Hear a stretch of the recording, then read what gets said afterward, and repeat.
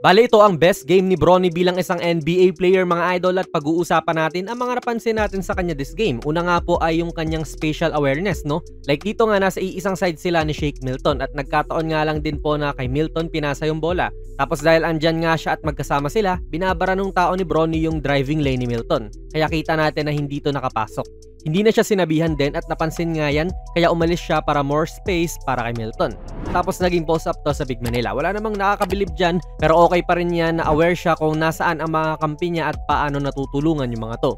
Dito naman po ay yung unang play para sa kanya this game. Tulad nung dati na napag-usapan natin, Spain pick and roll po ito. May pick o may screen si big man sa kanya habang si Dalton po ay in the mix din dyan at magbibigay ng back screen sa big man ng kalaban. Kaya rin po naging posible itong drive niya dahil sa ganyang play yung big man kasi nasasalubong dapat sa kanya ay bigla ang nasiscreen na pala.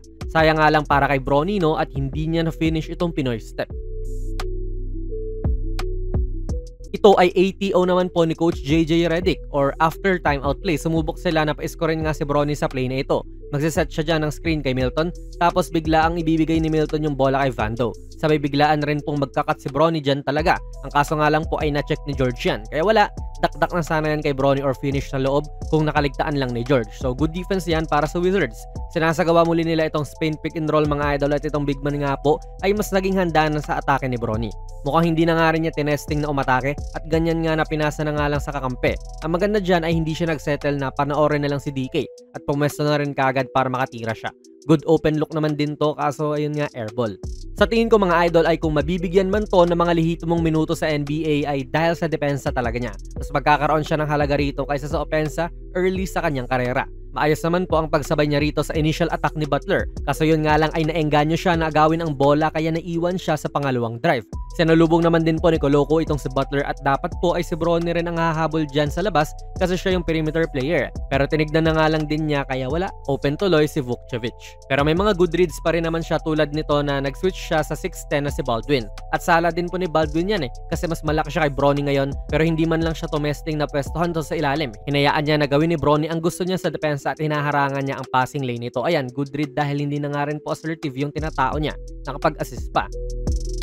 Matapos nga rin po nung airball niya ay halata po na nawalan siya ng kumpiyansang tumira sa pagkakataon na ito. Like hindi niya alam kung ano ba yung gagawin niya sa bola at kino-contemplate kung ititira niya ba to o hindi. Hindi ito pambabash mga idol, sinasabi lang natin yung sequence nga po ng mga pangyayari. At natural lang din naman yan lalo na at bata pa lang naman si Bronny. Pinasa na lang din niya kay DK. Sa very next possession naman mga idol, syempre in-adjust niya na yung kanyang mentality at sa postura pa lang nakapwesto na siya para soluhin ang bola, yung legs niya ay ready to engage na rin. At mukhang confident niya po itong binitawan, break nga lang.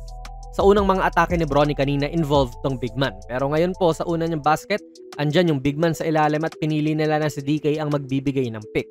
Nagkalituhan pa nga yung Wizards dyan kasi akala nila ay magsiswitch sila. Tignan nyo, natigilan na lang si Butler at nagsisihan agad sila ni Johnny Davis. Kaya wala na rin pong bumagabag kay Bronny sa kanyang drive at ang tanging aalalahanin na lang niya ay si Vukcevic. Ganda ng athletic finish niya kontra rito sa 7-footer.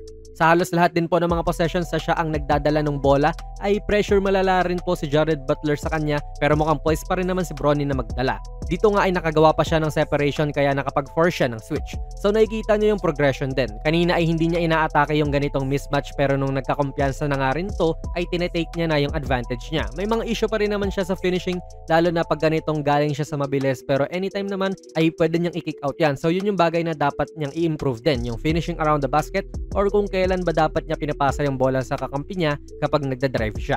Tulad dito na na-recognize nga rin niya yung help defender sabay yung initial defender niya ay andyan pa rin sa kanyang paligid. So hindi na nga rin niya pinahirapan yung sarili niya rito. May big target din kasi siya ngayon sa loob kanina wala. Kaya nakapag-showtime pa sila ni Coloco.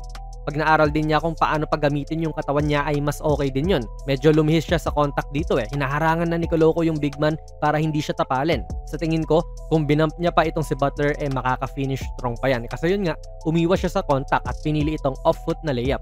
Mintes tapos nanghingi pa ng foul pagkatapos. Pero best game nga po ni Bronny to sa kanyang murang NBA career mga idol. Nagtala siya ng 5 points lang naman, 2 rebounds, 2 assists, and 1 steal. 1 out of 6 siya from the field. Lagi naman kasi siyang garbage time pinapalaro Pero ngayon na injured po si Gabe Vincent sa huling dalawang laro ng Lakers ay nag-average siya ng 13.5 minutes per game.